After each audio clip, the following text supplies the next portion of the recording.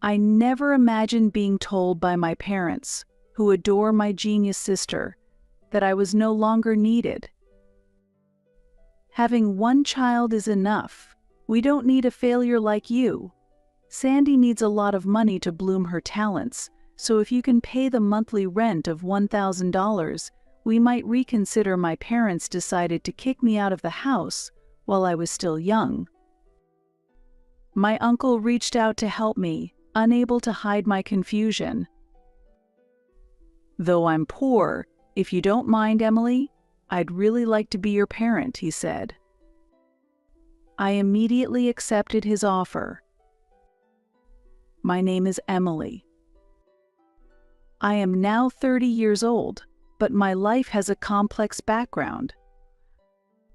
Before talking about my family environment, please listen to my story. I was born to a typical salaryman father and a stay-at-home mother. We lived with my grandparents in my father's family home, where my unmarried uncle also lived. I started living with my uncle when I was 4 years old. He was 24 at the time. Living at home at that age might not be so unusual. However, my uncle had special circumstances that kept him from leaving home. He had been frail since childhood and continued to have health problems as an adult, making it difficult for him to hold a steady job, so he ended up living a life of irregular part-time work. Working just a few hours a few days a week was not enough income to live on his own.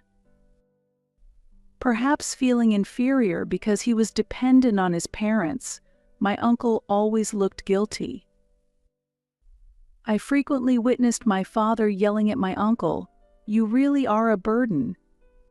Such incidents were limited to when my grandparents were not around. My grandparents loved both their healthy son and their frail son without discrimination. With decreased income due to the recession and being forced to live together, my father seemed to want to behave modestly in front of his parents.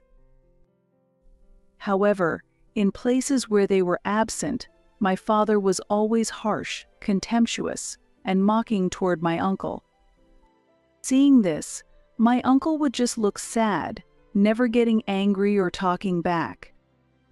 "Why don't you get angry?" I once asked innocently as a child. With a puzzled look, my uncle replied, "Because I really am receiving support from my parents." As a child, I accepted that reasoning, but as an adult, I think my father is receiving the same support, so he has no right to criticize. If I had understood that at the time, I would have supported my uncle. Unable to grasp it as a child, I felt uncomfortable when my father raised his voice at my uncle but couldn't speak up. It's true that the atmosphere was peaceful when my grandparents were around. Under their watch, my uncle would smile gently, and my father would hide his emotions and behave accordingly. My mother was too busy caring for my young sister and me to pay attention to the relationship between my father and my uncle. As a child, I believed these days would last forever. However, our everyday life changed unexpectedly. My grandparents died in an accident. I was 6 years old at the time. My sister and I cried bitterly, overwhelmed by deep sadness and loneliness. I clearly remember my uncle also quietly shedding tears. But what I can't forget is my father's laughter. Yes, he was laughing. Despite the death of his own parents, he never cried. Not when we rushed to the hospital, not while preparing for the funeral. It wasn't just that he was composed, it was clear to me, even as a child, that my father was not grieving. And that conviction only grew stronger. On the day of the funeral, my father was laughing secretly, thinking no one was watching. I happened to see his face in a moment, and I clearly caught his expression. It wasn't a laugh born of sadness or confusion, but a smile of genuine joy, the kind of happiness I, as his daughter, recognized. My father was inwardly pleased with the death of my grandparents. He was probably considering various financial benefits. That smile was very unpleasant, and it felt terrifying to me as a child, making me cry. Perhaps it was taken as tears for the death of my grandparents. At that moment, my uncle put his hand on my shoulder and gently stroked it with a tender gesture. My eyes were red with tears, but my uncle's eyes, while filled with sadness, watched over me with warmth. Why was this so? Despite being blood brothers, my father and uncle had completely different reactions to our parents' death. At that time, my suspicions about my father deepened. Afterwards, my father's behavior changed significantly. His attitude towards my uncle became noticeably colder, and he would say things like, "Why should I have to take care of a useless person like you? You should be grateful just to be allowed to live here," he also said. "If you can't even pay rent, I should take all the inheritance," he declared. I didn't understand it at the time, but these statements were clearly unfair. Legally, the inheritance should be equally divided between siblings, but my father tried to monopolize it. My uncle had the strength to stand up to him and could have resorted to legal action if necessary. However, my uncle chose not to do so. While showing a saddened face, he didn't argue back or claim his share of the inheritance. Worried about my uncle, who seemed to have lost his will, I asked, "Are you okay?" To which he replied weakly, with a smile, "I'm frail and things aren't going well with my job, so it can't be helped." Day after day of verbal abuse from my father worsened my uncle's frail condition, leading to weight loss and a pale complexion. Despite this, my uncle always told me not to worry, smiling at me. However, 3 months after my grandparents passed away, my uncle was ultimately driven out of the house. "You're useless. Get out," my father said, and without saying or doing anything, my uncle left. "Uncle, don't go," I pleaded in despair, tugging at his arm, but he gently removed his hand from mine, placed it on my shoulder, and said, "Don't worry. Emily, you're strong, you'll be okay even without me." "But I'm worried about you," I replied. I was worried about my uncle, who was not healthy and couldn't hold a regular job, having to live on his own. As I looked at him with tears in my eyes, he said, "It's okay," and left. The farewell from my uncle was deeply saddening, but there was nothing a young child like me could do. Furthermore, I myself was soon in a situation where I couldn't afford to worry about others. 2 years after my grandparents passed away, the 8-year-old me was attending elementary school regularly, and my 6-year-old sister Sandy was about to enter elementary school as well. It all started when my mother mentioned that Sandy had been praised for being very smart in kindergarten. "This intelligence must definitely be inherited from me," my father exclaimed excitedly, and impulsively decided to have her take an IQ test. We were all astounded by the results. An IQ of 150. This is my DNA. The impressive number IQ 150 was displayed. Although I couldn't fully comprehend what made this so incredible, I understood that my sister was exceptionally gifted. "That's amazing, Sandy." He. "Thank you, big sis." When I casually praised her, she smiled joyfully. Those were truly happy times. But that was as good as it got. The developments that followed were the worst. "All right, let's have her take entrance exams," my father decided. So soon. My mother was surprised, but she was pushed by my father's unfounded confidence that if she's talented, it will be fine, and she got excited too. From then on, my sister began attending tutoring every day. Since my mother accompanied her, household chores were often neglected. As a result, the responsibility was shifted to me.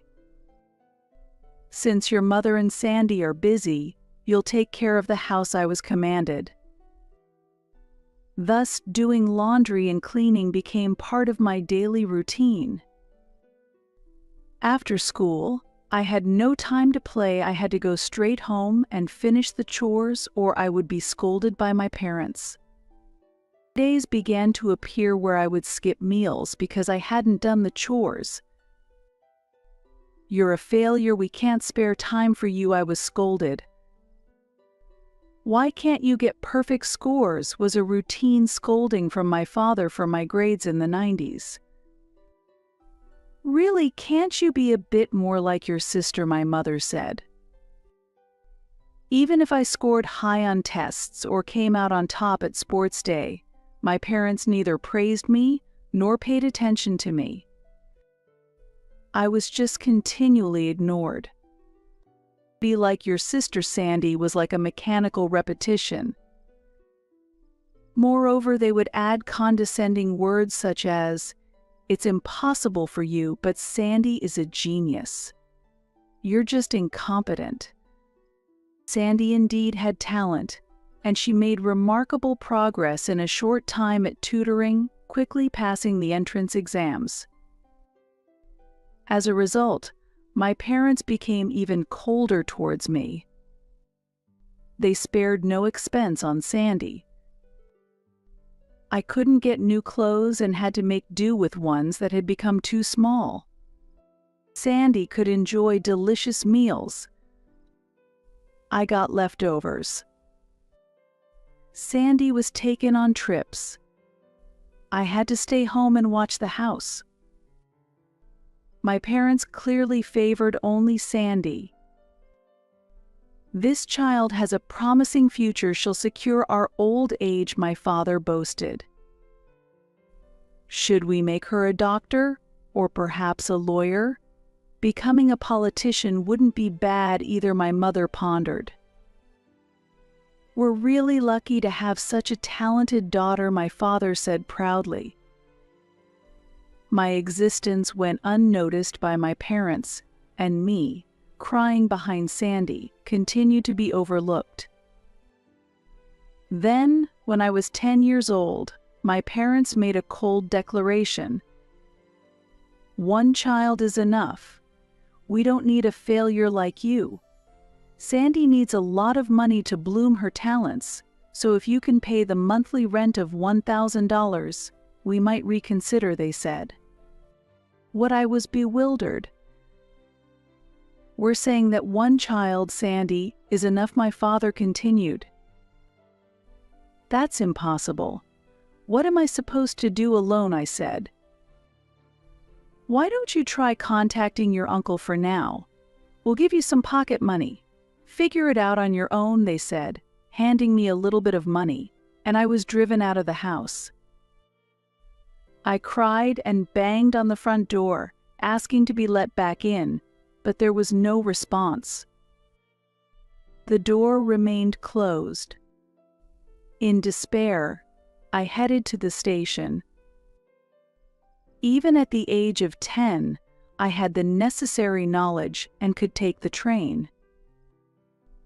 I asked people for directions and finally arrived at the apartment where my uncle lived. When the bell rang, my uncle came out, showing the same kind face as always. He looked surprised but invited me inside, and when I explained the situation, my uncle showed his anger. "What are they doing?" my uncle exclaimed. I wasn't being scolded myself, but I was tormented by guilt for being forced out. Not knowing what to do next, tears welled up in my eyes. At that moment, as I looked down, my uncle gently placed his hand on my head. That hand, memorable for its size and warmth, was full of compassion. "It must have been hard, but don't worry anymore," my uncle said. "But what should I do now? As you see, I'm prone to illness and have little income, so I'm poor," my uncle said with a wry smile as he looked at me. Although we had lived apart for a while, my uncle's expression had grown much stronger than before. Perhaps there had been some change in his feelings due to the distance from my father. Looking directly at me, my uncle said with a smile, "I'm poor, but if you don't mind, Emily, I really want to be your parent. I'd like to become your foster father. I might not be very reliable, though." Before he finished speaking, I had already jumped into my uncle's broad chest.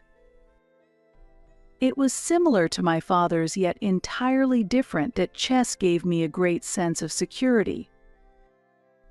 "You don't have to worry about anything anymore."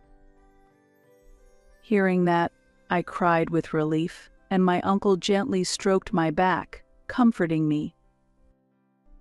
It felt like he was treating me with the deep love of a real parent. After that, I was raised by my uncle. As my uncle was indeed poor and often ill, life with him was not straightforward. However, there were always smiles in our home, and the laughter that I had forgotten while living with my parents returned in abundance with my uncle. It was a poor yet warm household indeed. My uncle continued to give me boundless love. With deep gratitude in my heart, I lived each day to the fullest. Whenever I tried hard, my uncle always praised me. Even if the results weren't great, he valued the effort itself. Encouraged by this, I worked even harder. Gradually, I began to forget about my parents who had never praised me. I grew up healthy under my uncle's care, and before I knew it, 20 years had passed. I am now already 30 years old. And now, there is a familiar face in front of me. Dad, Mom. "It's been a while, Emily. Have you been well?" my father says with a smile, fading from my distant memories. My eyes, directed at my father, who has aged significantly and whose hair has thinned, show undisguised coldness. And for good reason. It's a "what do you want now" kind of situation. Unperturbed by my icy gaze, my father suggests, "Well, let's let bygones be bygones and get along as a family from now on."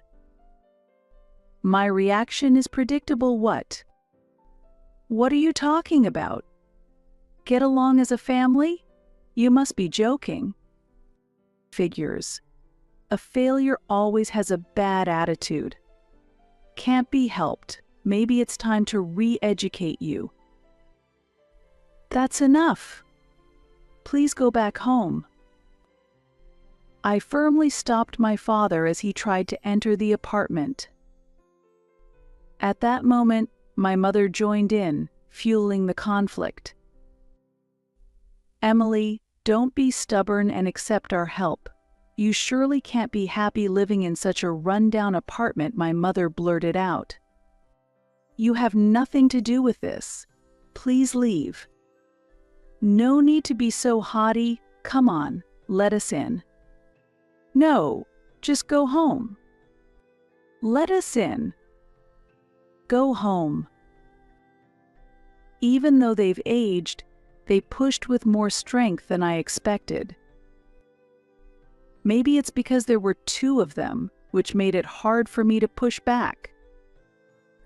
We kept shoving each other like kids playing push and shove, but I managed to stay calm until the moment my father tried to step over the threshold. That's when I gave them a hard push back. Who? Ah. The force sent both my parents tumbling onto the ground, landing on their backsides. I ended up standing above them, looking down. Ugh, you're so annoying. What did you just say? I'm busy, so can you just leave already? What kind of way is that to talk? How do you even see us as your parents? I haven't considered you my parents since the moment you threw me away. But we took care of you until you were 10. Until 10, huh?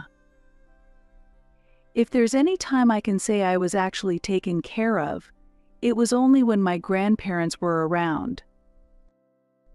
Yet you survived, didn't you? That doesn't give you the right to act all high and mighty. As they struggled to stand up while holding their backs, my parents looked much smaller. Even though they're in their 50s, they already seem like they're in their 60s or 70s. You're the ones who said it yourselves, didn't you? That Sandy was enough. With your genius daughter, there's no reason for you to come see me now. Well, it's not so simple anymore. At my words, my father grimaced and responded in an irritated tone. Did something happen to Sandy? What? Did she end up in need or something? She became a lawyer. Well then, there's no problem, right? That's amazing, just what you'd expect from someone with an IQ of 150. Oh, or so we thought, until she suddenly disappeared. That's quite surprising. As I listened further, it turned out that Sandy had successfully graduated from law school, went to grad school, took the bar exam, and although she didn't pass on her first try, she eventually did and became a fully licensed lawyer after her training. So why would she go missing after all that? She left a note saying, "I won't be taking care of you two," and then she just vanished. That's a tough situation. So in short, she's abandoned you. Congratulations. There's nothing to celebrate. That ungrateful child, after all we did to raise her, this is how she repays us. Well, I guess that's what happens when true love is lacking. While my parents may have showered my sister with excessive attention, it likely felt like nothing more than suffocating control to her. Parents who change their behavior based on an IQ score. Parents who burden their children with unrealistic expectations. Parents who disguise their selfish desires as affection. It's no wonder my sister grew fed up with that environment. Actually, the company went under. Well, given the times, that's not surprising. We barely got any severance pay, and the unemployment benefits are about to run out. That's great news. It's not great at all. It's hard enough trying to find a new job at our age. That sounds rough. Their obvious frustration only made me smirk with disinterest. That's why we want you to take care of us. The sudden demand wiped the smile off my face. No. What did you say? How can you just abandon your parents like that? The only real parent I have is my uncle, who has taken care of me since I was 10. What? My response left my father speechless. You knew I was living with my uncle when you came to this apartment, didn't you? So why are you acting surprised now? Do you really think of him as your father? My uncle, who gave me genuine love, is my true father. My words, which implied that parents who don't show love aren't parents, left my parents with stunned expressions. Even though he was sick and weak, my uncle still worked hard to support me. I wanted to repay his efforts, so I worked hard too. Wait, does that mean you actually have a proper job? Well, kind of. As I shrugged, my father suddenly grabbed my shoulder tightly. Let go of me. So, you're angry and a bit embarrassed too, aren't you? Please listen to what I'm saying. No need to listen. I understand it all. You were lonely, weren't you? You're sulking because only your sister got all the attention, right? But deep down, you're happy to see your parents, aren't you? Stop creating your own story. Don't worry, from now on, we'll be proper parents and stay by your side. I had no idea what he was talking about. Could it be that my father is already showing signs of dementia? For a moment, I stared blankly at my parents, and their ridiculous expressions made me burst out laughing. Why are you laughing? Is it because you're happy? Haha, not at all. Just so you know, in the past 10 years, I never once thought about either of you. Thanks to my uncle, I had a fulfilling life. As my parents stared at me in shock from my sudden laughter, I continued to speak. Actually, I received a scholarship to graduate from university. Oh, really? Then you must have gotten into a good company. Yes, I did. I got a job at a well-known big corporation. That's great to hear. And through an unexpected connection, I also got married. Oh, well, then I have to meet the groom and give my greetings. No, that won't be necessary. No, it's only proper that I should. That's impossible. He's currently overseas. Oh, I see. Wait, what? By the way, Uncle is also overseas. What? Your uncle too? I thought you were living here alone. I figured your sickly uncle had already. Don't go assuming my uncle is dead. He got a job assignment abroad, and since it's in a place with a good environment for his health, he went along. Now he's happily spending time playing with my kids. You have kids too. My parents were almost too stunned to process all the surprises I was throwing at them. With their bewilderment on full display, I smiled brightly. At first, Uncle wasn't keen on living together with us, but he eventually agreed. Now we're all living happily as one family. Well, in that case, we could move overseas too. Sure, go ahead. But we won't live together, and I won't be taking care of you. You're free to do what you want with your own money.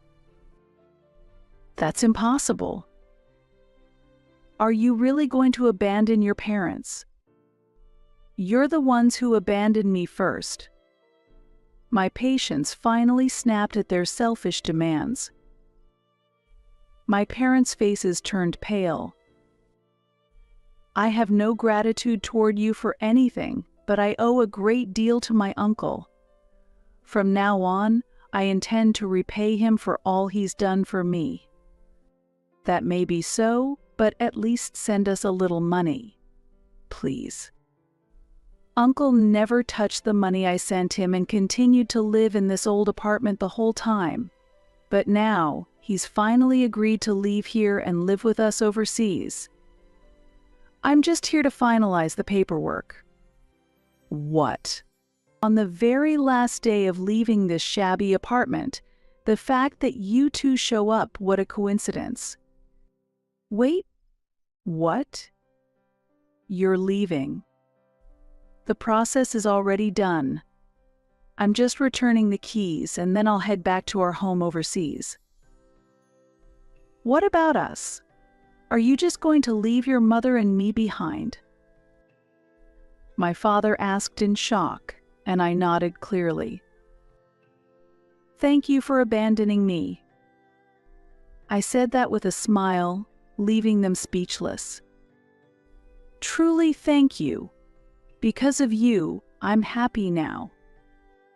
With those words, I walked past them. How does it feel to be abandoned by the daughter you once threw away? I asked one last time, but there was no response. Without waiting for an answer, I left. It felt like this was the final goodbye to my real parents. After that, I returned to my home overseas. Throughout my life with Uncle, I worked hard and persevered. That effort paid off, and I secured a job at a reputable company. Later, I got an opportunity to work abroad, and it was there that I met the man I married. Uncle shed tears of joy as he celebrated our union. Soon we had children, and we invited Uncle to join us, and now we're all happily living together as a family. My husband, our children, and of course Uncle too. And I hope I can meet someone wonderful like you did, Big Sis said, my sister, who stood beside me, smiling as she watched the kids play in the garden. Don't worry, you'll find someone great. You're finally free from our parents' control, I reassured her with a smile. That being said, I really need to get used to this new job, my sister said. Why not try getting a law license in this country, I suggested.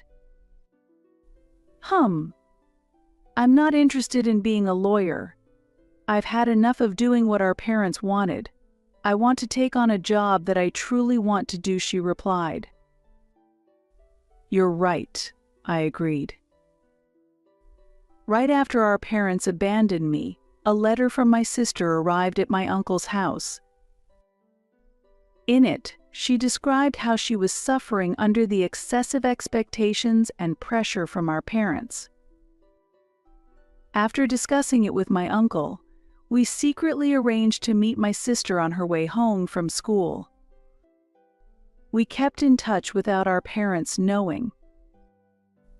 My sister wanted to live with us, but with my uncle's financial situation, it was impossible for him to support both of us. More than that, our parents would never allow it, so my sister endured living with them until she became an adult and could plan her escape. It was a tough ordeal, but she overcame it and finally gained her freedom. While our parents were distracted, celebrating her success as a lawyer, she moved out and became independent. Of course, I was there to help her. Although she secured a job here, she's struggling to adapt to the new language and environment, but I'm sure she'll be fine. There's no one more resilient and hardworking than my sister, who withstood the strict upbringing of our parents, so she'll adapt quickly. On the other hand, although I was worried about Uncle said he's planning to attend a language school, I told her, and she nodded with a smile. That's great. It's never too late to learn. His health has improved a lot, so we should enjoy life more now. You're absolutely right.